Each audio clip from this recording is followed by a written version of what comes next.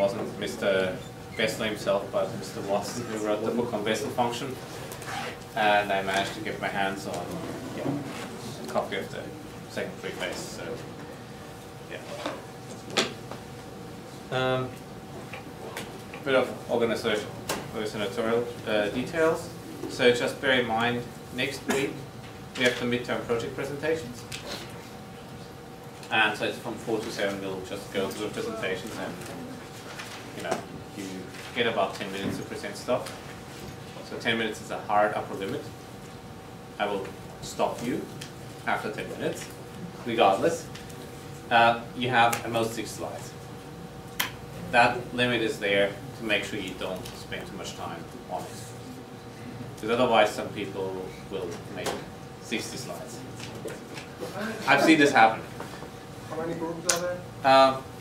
Well, I hope you're part of one group. So I'm just wondering if 10 minutes was 3 hours, right? Okay, so the thing is, depending on how many groups there are, we'll also have some questions and discussions, all right? Okay. So don't worry. We might finish maybe half an hour or whatever earlier, but we are,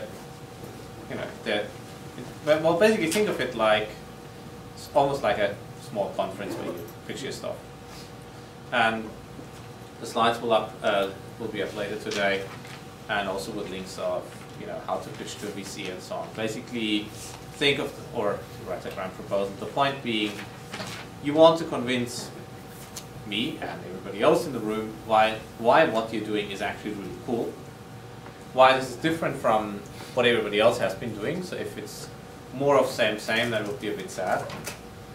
And also why this is a really interesting problem to study. I mean, this is generally, good practice if you're doing research to ask yourself why you're doing what you're doing. If you don't have a good answer for that, you're probably, doing maybe not so exciting research. You can submit up to 10 pages of supporting material. 10 pages is an upper limit. I would expect that you would have at least 1 page. How many pages you pick is up to you, but there's no need to overdo it. It's just that if you want to provide some additional material that you can fit on the slides, well, you can fit it on that. But the main point is I want to make sure that all of you have a decent plan of what you're going to do and how you're going to achieve it by the end of this. The week after that is going to be spring break, and so bear in mind that next week the assignments are due, and you have the presentation. Okay, so but then you have spring break after that, right? And you get a new assignment. Okay, I will make it less work next time. Okay. Any questions so far? Okay, yes? So with respect to the supporting material, what kind of, what kind of things are you expecting in the supporting material? So for instance, you might have a slightly more detailed description of, what data you use, or maybe you've already proven some theorem, or, you have a more detailed description of what you want to do. In general, if you have too many equations on your slides, and it's either a lecture like what I'm doing right now, or it may be hard to digest for the audience, right? So, think of that like a conference presentation. So if you, and usually, in addition to the talk, you have a paper. But, don't overdo it. It doesn't have to be very polished. The main point is, think of it as a gradient computation. So you're here, you want to get there with your project, you want to figure out, what are your steps in order to get there. I'm not expecting necessarily that all the steps that you describe right now are really going to be the steps that it's going to take you to achieve that goal. But at least you want to come up with some idea of a plan of how you will get there. And you want to make it convincing such that you can look at yourself in the mirror and think, well, hey, if we do this, we might actually have a decent chance of achieving what we set out to do. So it's just that if I don't impose the midterm, then I mean you're not going to start working on the project seriously in spring break, basically. I mean, at least I probably wouldn't, and so at least I wouldn't have it as a student. So, okay. Any other questions? Good. So, given that maybe last time this entire aspect of regularization was a little bit hard to digest, let me just show you the 3 different ways how you can actually look at kernels and regularization and Gaussian processes and SVMs. Just a quick question. The camera's on, I suppose. Okay, good. Just to make sure it's all on the record, right? So here's what you would typically do if you had a linear model, right? So you minimize with some parameter beta, and you have some loss, which tells you how far, let's say, your y's, which is in a regression problem, what you observe, deviates from what you would predict. So x times beta subscript I simply means the I coordinate of this. And then you have some penalty on the betas to make sure that they are not looping. Right. Now what you can do is you can actually reparameterize the problem. And you can say, well, beta is x transpose alpha. Right? I can always do that. So x beta is x transpose x alpha. Sorry, the transpose here is wrong. But if I do this, then I get the following expansion. So now all of a sudden everything is written in terms of products between x and x transpose. And so that gives me another optimization problem in alpha. And as a matter of fact, if you look at that hard enough, you can see that this x transpose is just my kernel. Or I could actually go and run x times beta. I just plug in some function value f directly, in which case I actually need to invert. And so I get here x transpose inverse f. So this will actually give me f transpose k inverse f in a moment. And that's what you have in a Gaussian process expansion quite often. And all those 3 relations are, although they are essentially equivalent in the relevant subspace, and they are quite cleanly connected by this line here. Now, why am I showing you this? Because depending on which community you publish in, you might be publishing in one of those 3 lines and not read the literature of the other 2. Then every 5 to 10 years there's a paper which proves that 2 or 3 of those views are equivalent, and then people get very excited, and after a couple of years people forget about it again, and then it happens again. So I've had interesting discussions with, in one case, a poor PhD student who was working on creting and essentially rediscovering a lot of results that had been done in the kernel world. And yeah, he wasn't so happy when I told him that actually those 2 things were connected. And it's kind of sad that this rediscovery happens over and over again. But basically, these 3 views are perfectly equivalent. And it means that in practice you pick the one that's computationally most attractive. Question? So, I'm at most important. So, can I really say again about why they are equivalent?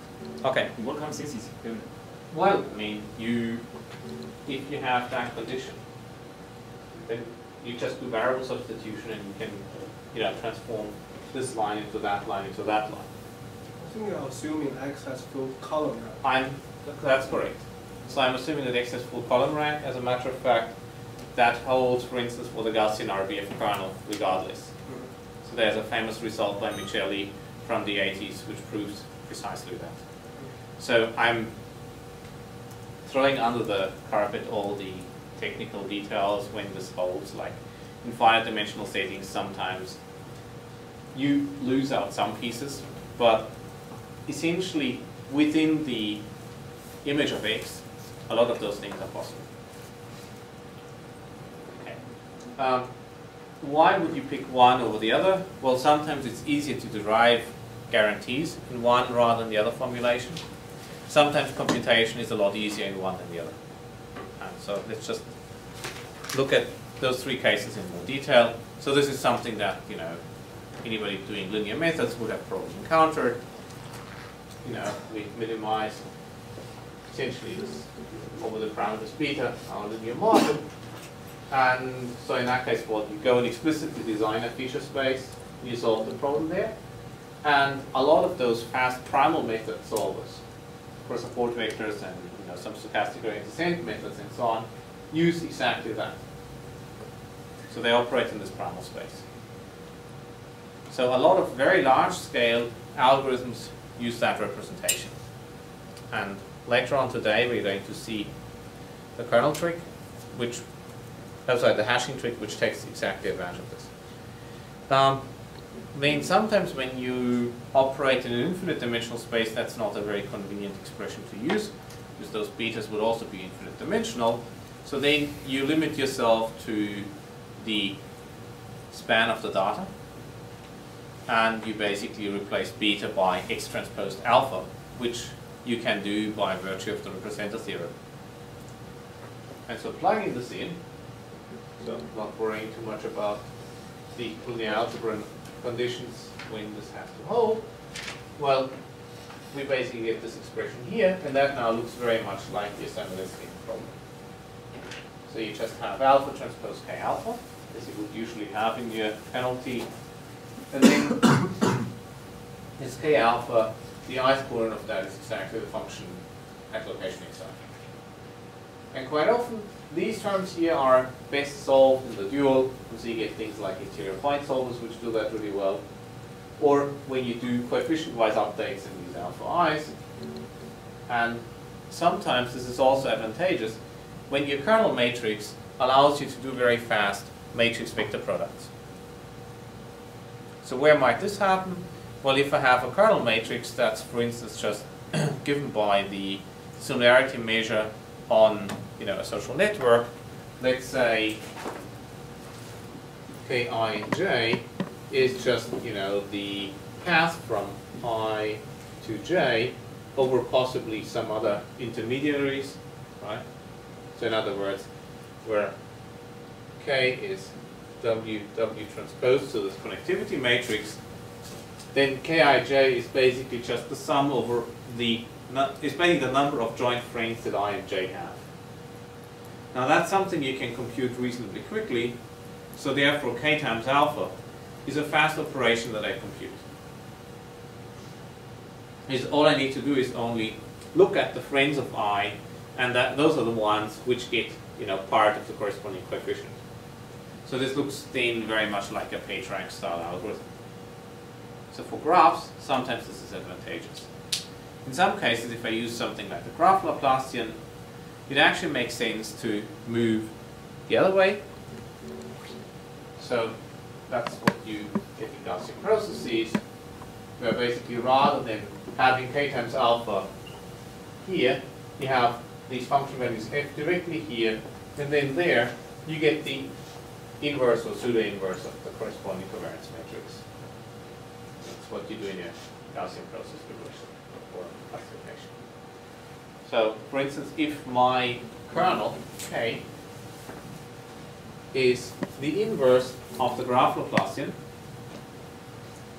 and we remember from last week that the graph Laplacian L is this diagonal matrix minus W.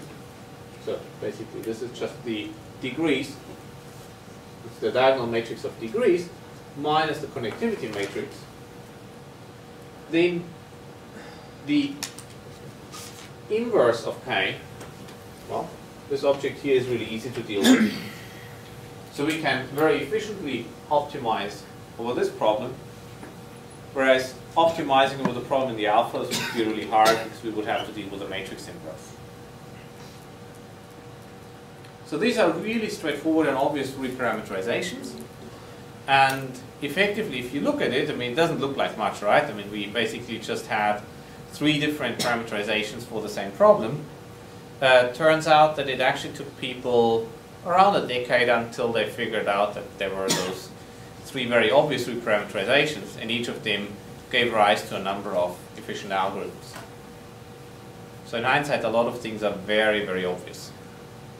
And that's why I'm effectively telling you this stuff, such that in case you ever encounter one of those problems, you can just look up on the slides what to do, and then you have an efficient algorithm. Right now it seems completely insane. Why on earth you would ever want to invert the graph Laplacian, given that you can do this very efficiently? That said, there were a lot of papers which just did the very thing that sounds very insane. Yeah, so let's look at a couple of optimization algorithms for support vector machines. So there's an entire zoo of such methods, and I've tried to put a little bit of order into that zoo, and it's by no means completed, but I think this captures some of the major ideas in how to optimize it without efficiently. So yeah, I'll just give you a bit of a taste of how to go about it. So the first thing would be to actually attack the original SVM problem as it was. So you look at the dual, this is the problem in the alphas, and you could solve it on a single machine or several machines by, you basically solve one subset of variables, you update those, you move on to the next subset of variables and you update that. That very simple insight that if you have a convex optimization problem that you can optimize over a subset of the variables and then move on to another subset, that took people about 5 years to realize. Sounds really stupid, right? But once you're in the mindset of solving SVMs in that very way, and if you don't know much about optimization, you won't see it. So this is one of those really scary things in science, that sometimes very obvious things are just not discovered for a long time. And then, okay, so we're going to look at that first. The other way how you could solve one of those problems is, so remember those kernels live in this infinite dimensional space, and that's usually not a very nice thing to have if I need to get a very expensive kernel expansion with lots of basis functions.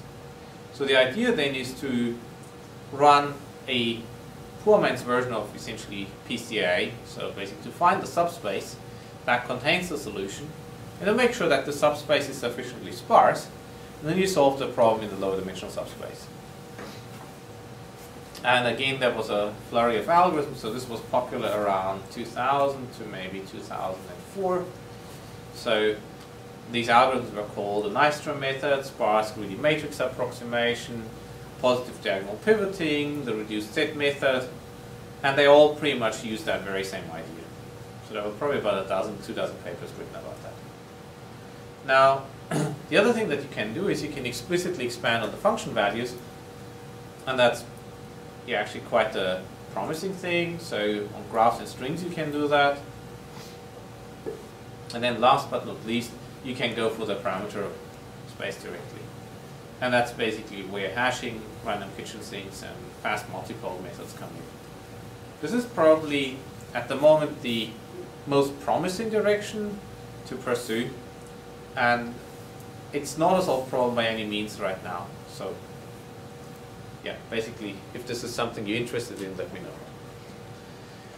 know. Overall, when we have those optimization problems, in some cases what you apply around that is basically just a fast subgradient method. So like what we did in the second, well, probably third and fourth week. So we also had as an assignment basically build a distributed subgradient algorithm, right? We really talked about bundle methods. So some of those methods may very well wrap around all the things that I'm telling you right now. So let's look at the dual space first.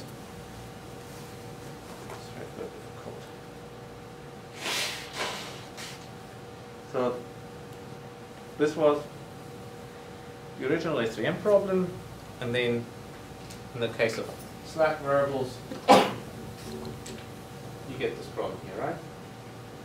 This is our kernel matrix for the binary case, and for structured cases it looks very similar. We're actually going to talk more about that at the end of this class. The problem that you can immediately see is that, well, this kernel matrix may be really monstrously huge because it's basically quadratic storage. So more than 10,000 by 10,000 problems are essentially infeasible at the moment on computers. Now, this is really expensive to compute, and it's really even more expensive than to just evaluate this function expansion.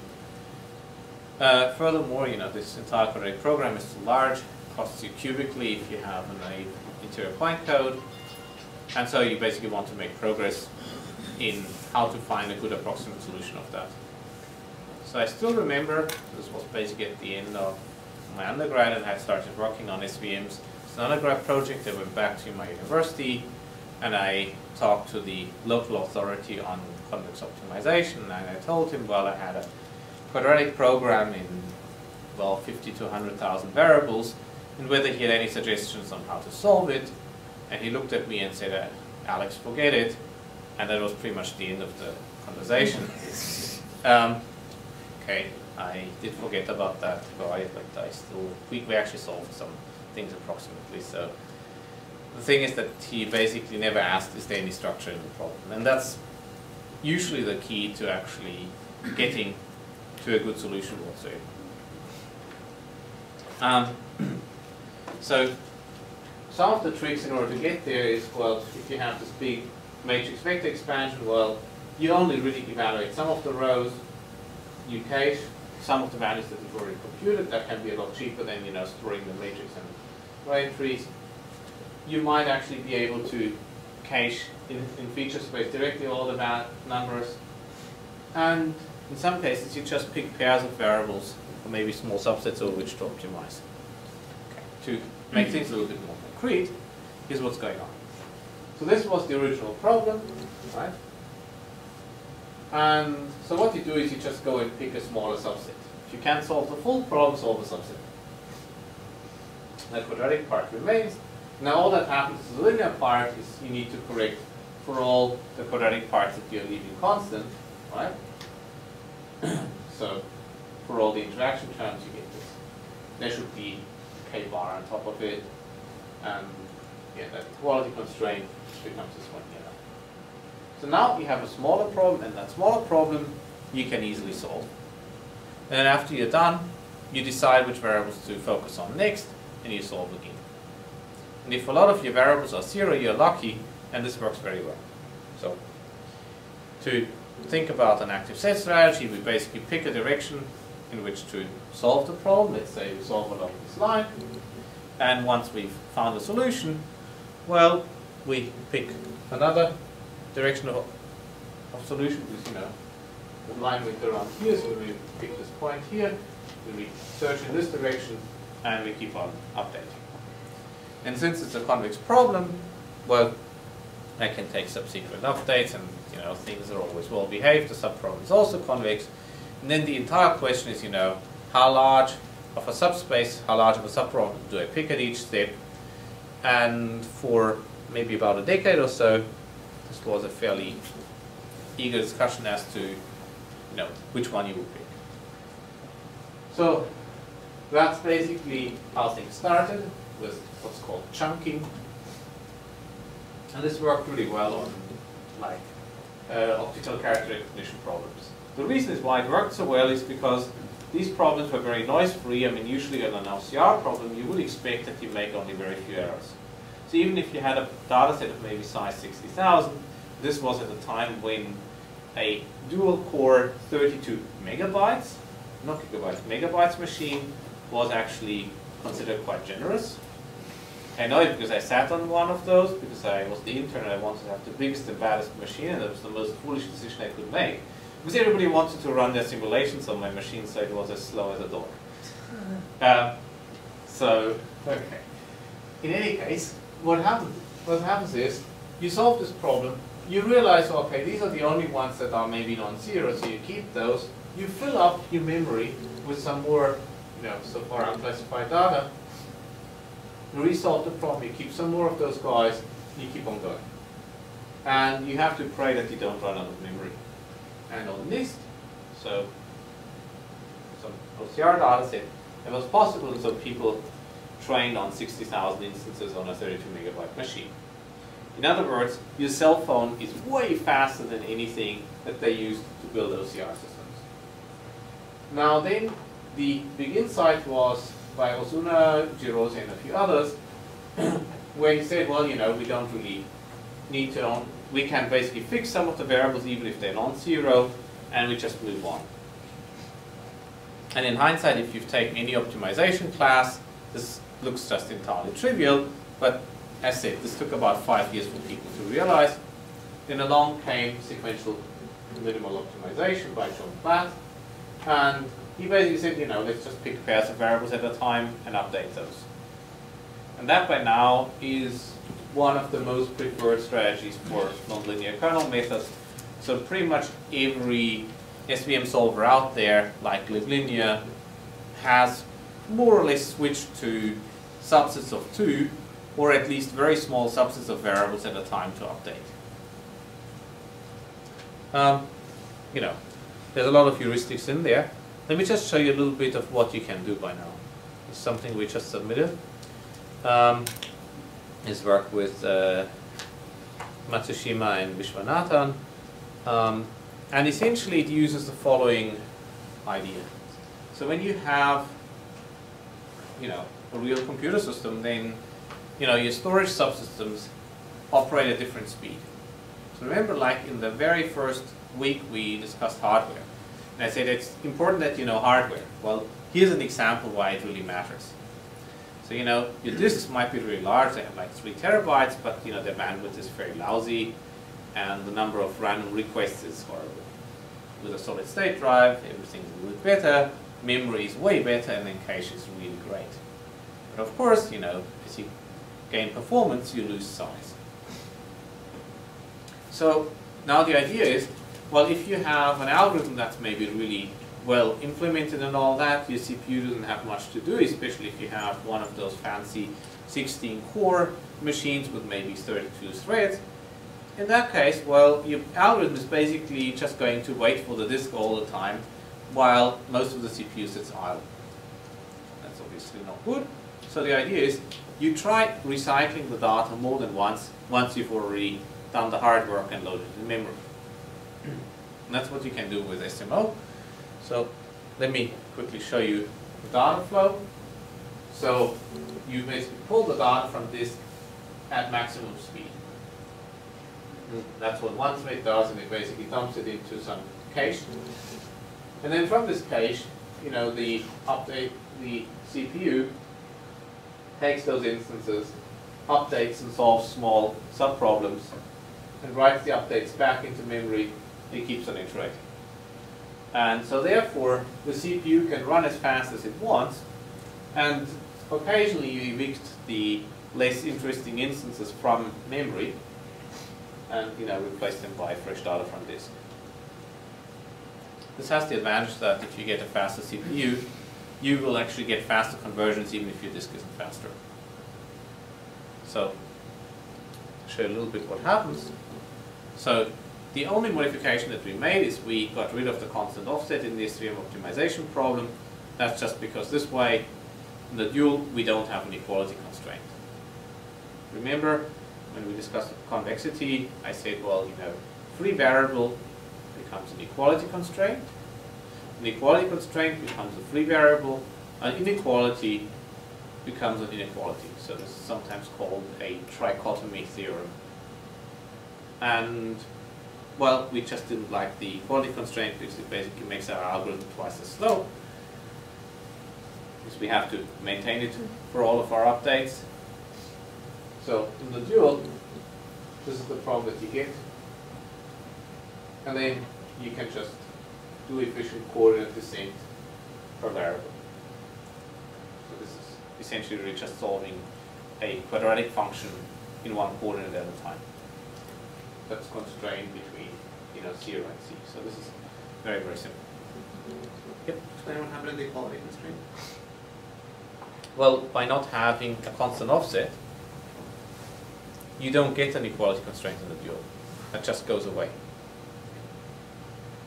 Because basically that constant offset means, you know, objective function, when taking the derivative with respect to that constant offset, must be minimized for the current value of b. Now that means that, you know, the value of b is essentially prescribed, and it means that in the dual you get an equality constraint, which means derivative has to vanish. And so in some cases it pays off to modify the problem ever so slightly to get a much more efficient algorithm. So don't be afraid of changing the question if the answer isn't really very nice. Yep. How do you get rid of T? Well, you just don't use it. Huh? You just don't use it. So rather than well, it's not going to overfit.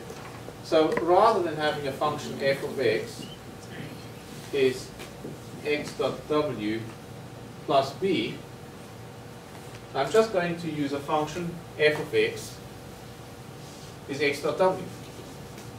So that's how you get rid of p, right? It's, yeah, there's nothing else to it.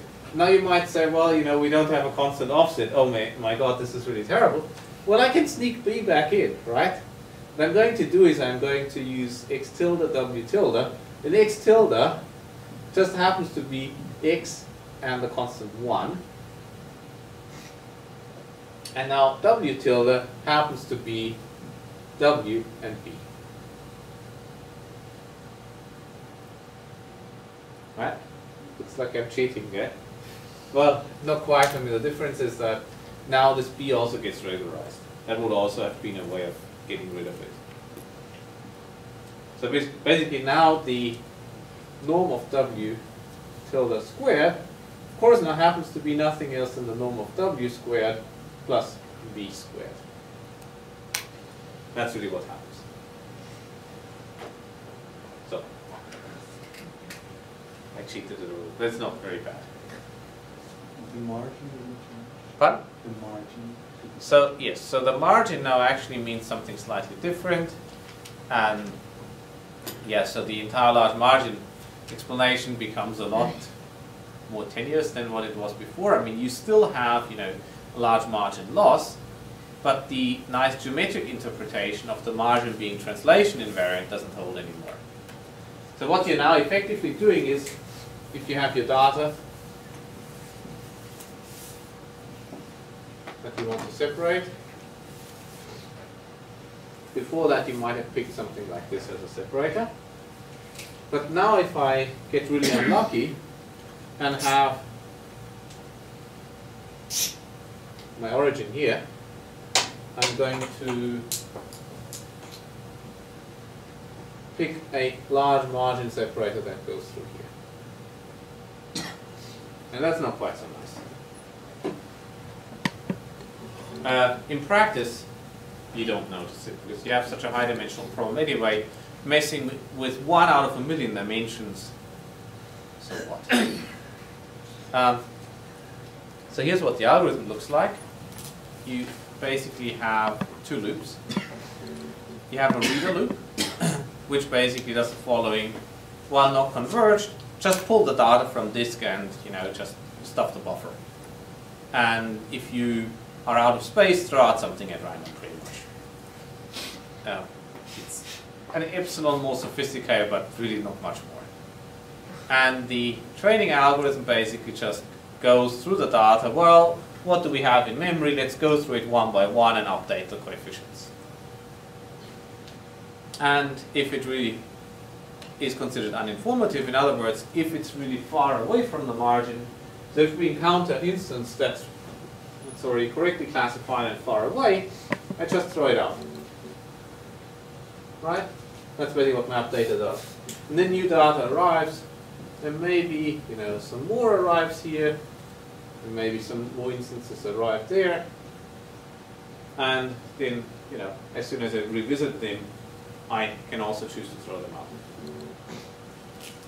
But the good thing is I make progress at every step. And the other key difference is that while in primal space, if we were to do stochastic gradient descent and revisit an instance, things would be horribly wrong, right? Because I would basically end up overweighting that instance. Because each time I see it again, it means like I give an extra weight to that instance. But in dual space, that's all safe. Because you're just optimizing over parameters. And so you can actually extend that fairly nicely to, you know, just general convex conjugates rather than large margin loss. You can use it with other regularizers. So this omega star could be pretty much anything. you can parallelize it fairly nicely. So the way how you parallelize it is by basically taking the data set, oversampling it, and repartitioning it over several machines. So the same thing as what I discussed in the stochastic gradient descent class. And then you can prove by essentially using their theorem that everything's good. Because you get slightly different solutions, and you can prove that averaging is actually going to help you rather than just not hurt you. Proof of convergence for this algorithm. So there's a proof by nuancing, which essentially says, well, if you have an optimization problem and you visit each variable at least at some point, and that at some point means sufficiently frequently, your algorithm is going to converge. So we actually tried it out, and these were some moderate-sized data sets, and a few tens of gigabytes. It's not that much. We compared to essentially the fastest code on the block. So they got a KDD prize last year about it. And I like this graph very much here. So that's us. This is the competition. Now, one thing you see here is, this code doesn't do anything up to this point here. Because basically it takes it until here to generate its data structure. By that time, we are converged. Okay, here it's not quite a start, but we're still doing rather nicely. Here, this code is just hopelessly lost, and we're done. So overall, it's a little bit like the rabbit and the hare, right? You just start hammering away at the problem very quickly rather than worrying too much about building up complicated data structures. In general, I found that to be a very effective strategy for solving large problems. Yeah. Yep. Do you also show some optimality on these? The original problem? So, yes, this is basically the accuracy of the solution, what you're seeing here. So this is really solution quality, and so lower is better here. But this is log scale. This is error. This is error of 10 to the minus 7. Right. So it shows that stuff works. So this was one data set, different regularization. You get the same thing for different data sets. And then this is obviously the interesting graph. So here we basically tried out what happens if we have different cache sizes. And in general, what you can see is that larger cache helps. And okay, at some point the algorithm is just conversion. There's not much happening anymore. Okay, so this should give you a bit of a flavor of what you can do in terms of reasonably fast optimization by being smart about your hardware. This is just the beginning. You can do a lot more clever things by, for instance, using a variable hierarchy, so where you don't only use your disk and memory, but maybe a solid-state drive. You're much more clever about how you store things. You can extend it to different loss functions. You could push this through onto a GPU and have the GPU do really the expensive updates. So you can go quite wild about this. In other words, you can write a graph proposal. So, subspace. This is the alternative of how you can go and solve this problem. Mind you, some of these approaches can actually be combined. Do you have any questions so far? So yep. For the reader and trainer, so actually you have a large chance that you can get some use this data, right? Because you only update like two independent component. Correct. Right, for the trainer. Yes. So, so we make sure that we touch each instance at least once. Yeah. But that's easier when you just set a flag, right? But and then it's essentially a an issue of how you manage instances in memory. So whether you maybe use a slab allocator or just an array, or whether you use something like Kyoto cabinet. So there are lots of ways how you can actually cache the instances in memory. So what's your advantage that you're doing this randomly? For example, why you pick up randomly pick up EXY? Okay, so the thing is, we only evict at random if the reader is faster than the trainer. But typically, the trainer would look at an instance, check at whether the corresponding dual parameters are near optimality, and if they are, discard it, because then you know you can't be really making a lot of progress. Whereas if your parameters are such that you could still make significant progress, so there's something called the duality gap, and you can see it by basically violation of the quintuple conditions, basically constraint times, dual variable. Remember what we had is that, Ci of x times alpha I equals 0, right? And what you do is you basically plug the equivalent of that, your current set of parameters, you plug them in here. And you check how large this is. And if this is large, you keep it. If it's small, you throw it out. Because if it's small, you're close to optimality and you're better off, improving your solution at some other places. That's essentially the strategy for optimizing. Okay, so basically you are talking about for each single instance, the speed of trainer is slower than reader, right? Is this what I'm saying? Or reader is slower than trainer? The reader is much slower because the reader operates at disk speed. So that operates at maybe 150 megabytes a second, which is reasonably slow. And the trainer operates at RAM speed, which is maybe in the order of 30 to 35 gigabytes a second. I know, that's you know the data, but you train it, you still have to take some time, right? So so CPUs are so fast that by now actually getting the data from memory, doing something in the CPU and then pushing it back to memory. So the processing probably takes the least amount of time. I mean, it depends a little bit on how expensive your kernel is and all that.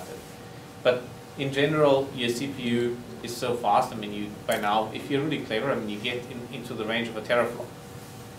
If you use, the single instruction multiple data, so the SSE type of instructions, that really the CPU doesn't matter so much for the entire process. It's really the memory interface and disk interface.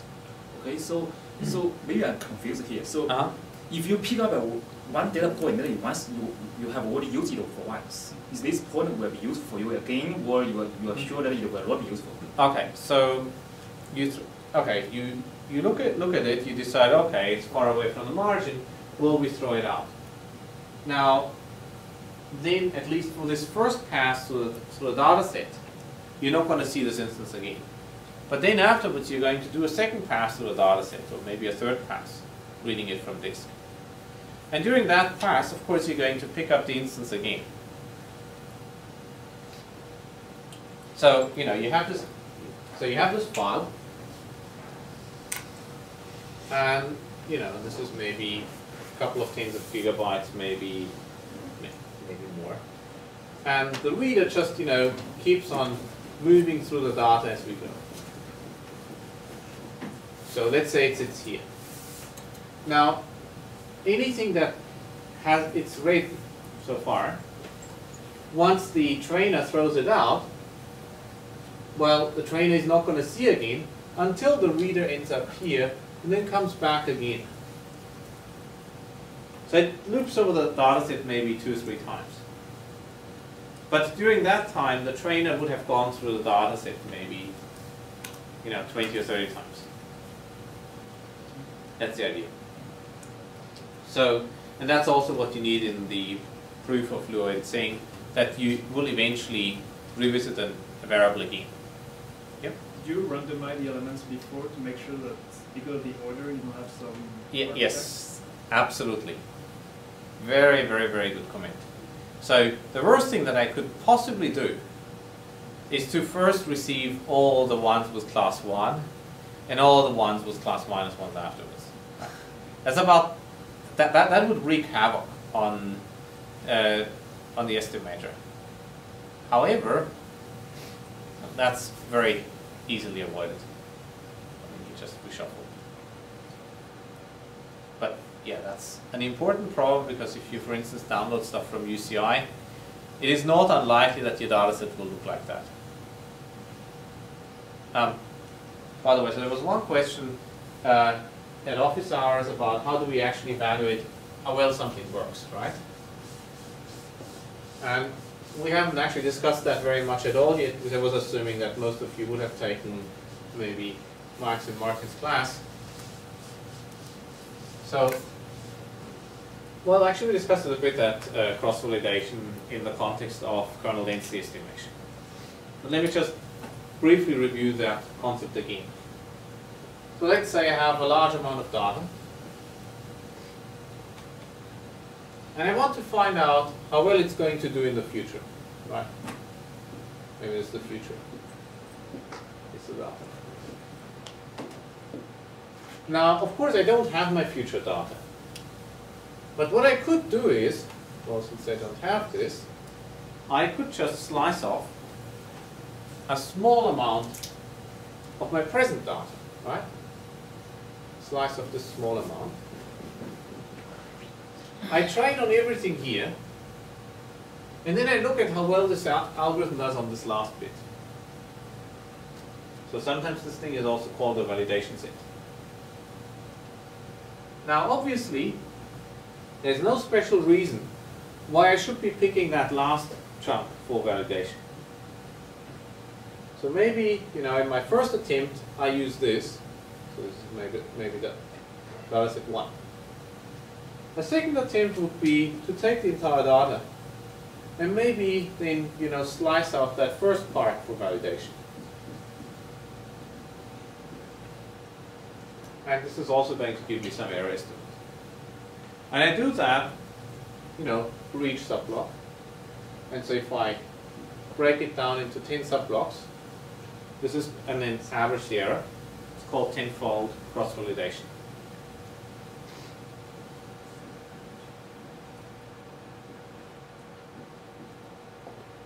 Now, this is of course costly, right? Because you basically have to solve 10 times essentially the size of the problem. But in many cases, you will be able to use the solution that you got from the full problem, or, you know, from the first part, as an initialization for the second part, and move on and on and on. Since the problem is convex, that's perfectly legal to do. With a neural network, it would not, because you might get very different solutions throughout. But that's a useful strategy. In some cases, you can be even more extreme. You can say, well, let me leave only a single instance out, right? So I leave only one instance out and use the rest. And then this is called, you know, just leave one out estimation. Typically those estimators have very good properties. They're not always fully unbiased. There's a couple of issues. First of all, you have a smaller sample size and so on. But overall, they're a really good way of evaluating how good your estimator is. Any questions about this?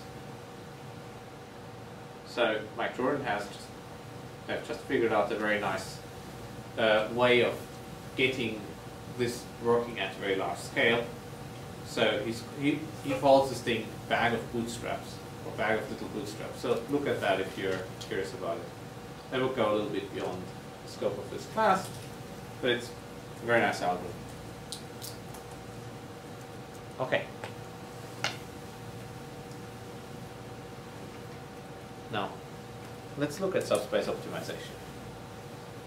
So the basic idea here is sometimes the solution actually lies in a low-dimensional subspace, at least approximately.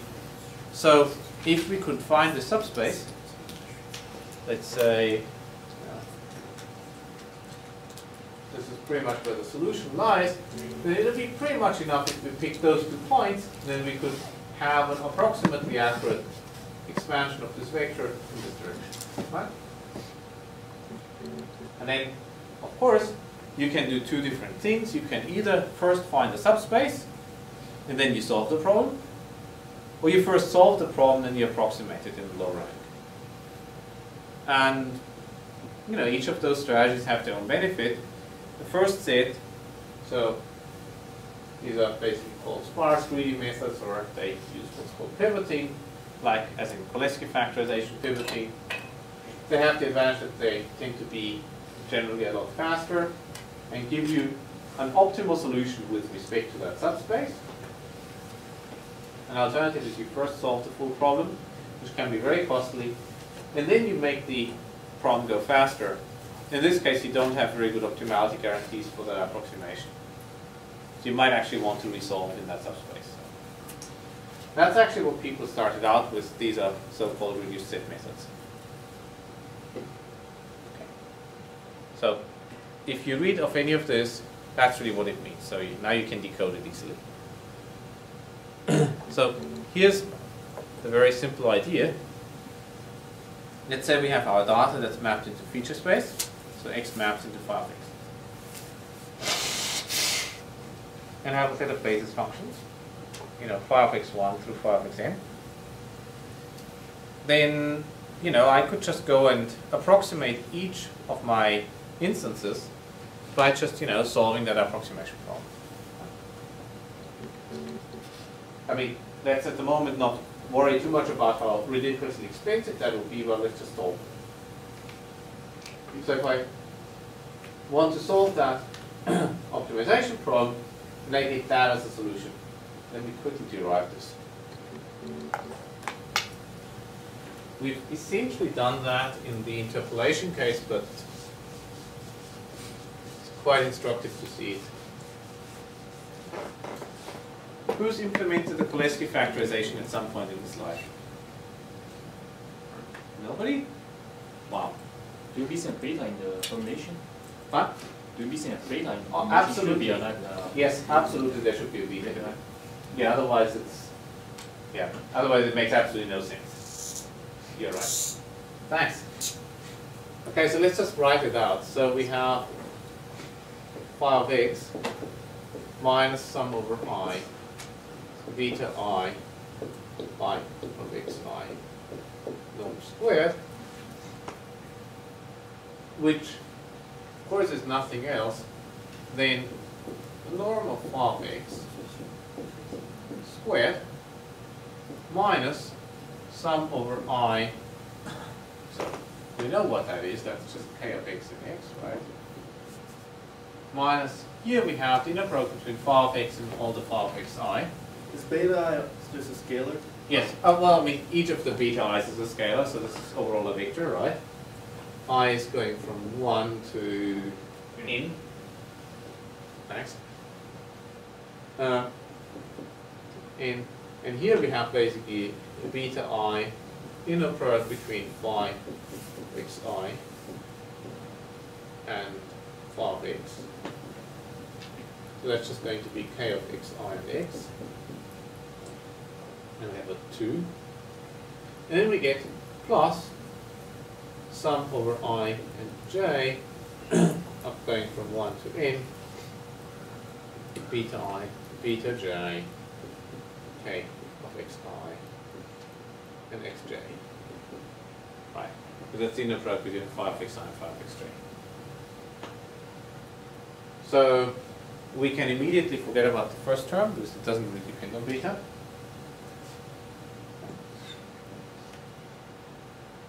And so what we're left with is a minus 2 beta transposed k of x and little x plus beta transposed k capital X beta. So that's doing the standard overloading as you would do in C++ or Python or whatever, where you don't put a single instance but an entire list of instances in it and get a matrix or a vector out of it. This is actually a good way of implementing kernels in any object-oriented language. Okay. Now, if you solve this, we take the derivative with respect to beta, you get exactly that expression out of it. Okay. So then we can go and ask, this is, the pesky cut and paste that bit me here, because I just cut and pasted the equation. So that's what the beta is missing here as well, right? So computing the residual just happens to be the normal phi of x squared minus in beta. goes missing. This guy here, that norm squared. The reason why this is missing is simply because the reason why I can decompose it is because this is at optimality, so the interaction terms cannot affect it. And then if you write it out, you get this expression. Now this is something that we've seen before last week, right? This is essentially the Schur complement. Remember when we talked about the residual variance, where we had, a Gaussian process regression problem, and we wanted to find out how large the variance is at a new location, and this was exactly it. So that's where it comes in. And so we know that the residual matrix is always going to be positive semi-definite, and everything's fine. Now let's just write this out a little bit for a larger set of file mixes. So here's what I could do. Because remember we had the matrix inverse here. Now all I'm doing is I'm just calling those vectors in terms of which I'm going to expand in. I have m vectors total. So I'm going to approximate the full kernel matrix by this low rank expansion here. Right?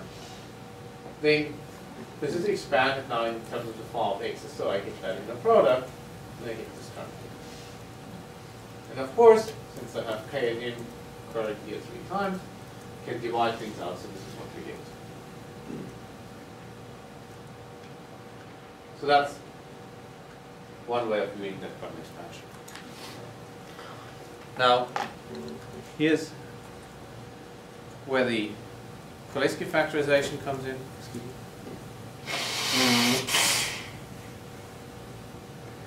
You basically can just pull the k and n's.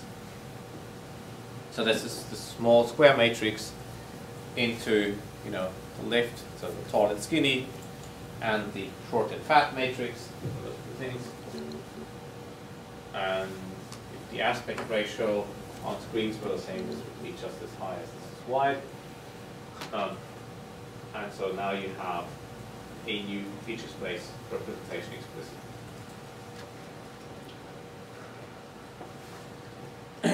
Now, if you did some linear algebra, numerical linear algebra, you would actually have recognized what we just did, because what we did is we took a positive semi-definite matrix and took its square root. So we basically start with this matrix, and we want to end up with this times this. And one way to get to this matrix is you start building it up by first computing this block and the corresponding block here. And then at each step you go and add another column and the corresponding matching row. And then another column corresponding matching row. Who has heard of the Gram-Schmidt orthogonalization procedure? Right? Okay, then you know exactly what's going on here. Because what we're doing is we're basically adding a new dimension, and those dimensions, one after the other, are orthogonal to each other. Except that we now run this Gram-Schmidt orthogonalization procedure in Hilbert space. That's the only difference to what you would have seen before. You probably took in your linear algebra class, I don't know how abstract that class was, so it might have, if it was just abstract Gram-Schmidt in in a product space, this is what it is. So of course, this doesn't solve one key question, namely, which of those basis functions should I pick? And there's, an entire industry of people who worked on this. So probably the most famous and the one that works the worst is the Nystrom method. Because it actually has the coolest name. So basically what you do is you just, pick a couple of directions at random and hope that things are good. And yeah, it works sort of okay. The alternative is you pretty much try everything else. Well, that's pretty hopeless. And even if you try attacking that problem in the greedy manner, where you just, by brute force pick one direction that, and pick the best out of all, well, that's too expensive, so you can't really do it either. What's much more manageable is if you use this random subset technique that we discussed 2 weeks ago in the optimization class. So you basically pick 59 random candidates, and you keep the best. And then you move on and pick the next of the 59. So in that case, it's basically as good as this method. It just takes 59 times as long. But hey, it's a constant factor, right? What actually tends to work really, really well, and that's basically as fast as an ice-through method, and doesn't have this pesky 59 factor up front, is what's called positive diagonal pivoting. So here's what it does. So if you think about it, we have this matrix here, which is of course going to be given by this term here, plus some residual.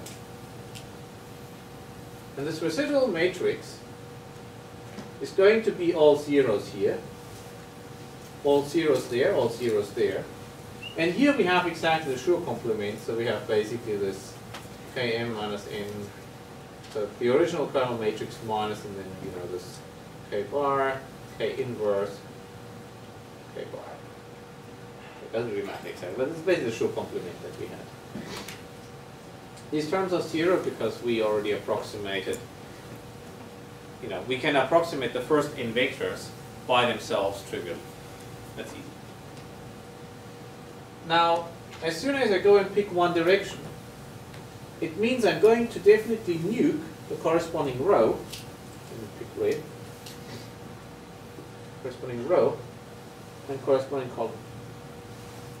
Right. Because I can approximate a vector by itself perfectly. That's a no-brainer. And everything else is going to get a little bit smaller. So what I'm going to do is I'm going to pick of this residual matrix here the largest diagonal term.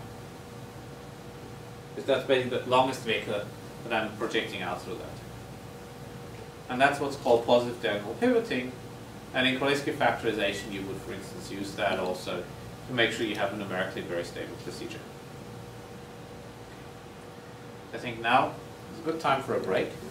So if you have any questions, ask away.